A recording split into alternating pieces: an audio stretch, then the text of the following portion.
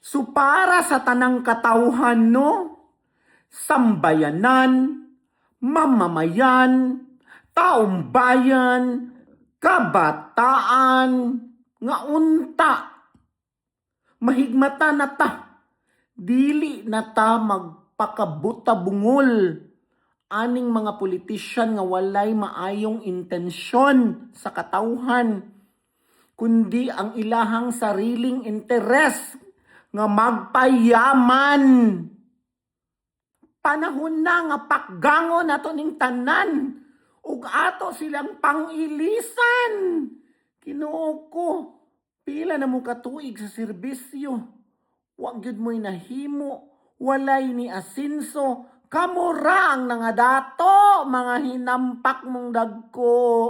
Mauna sa 2028, gamito na to atong power. Ato silang puphon tanan. Tabang.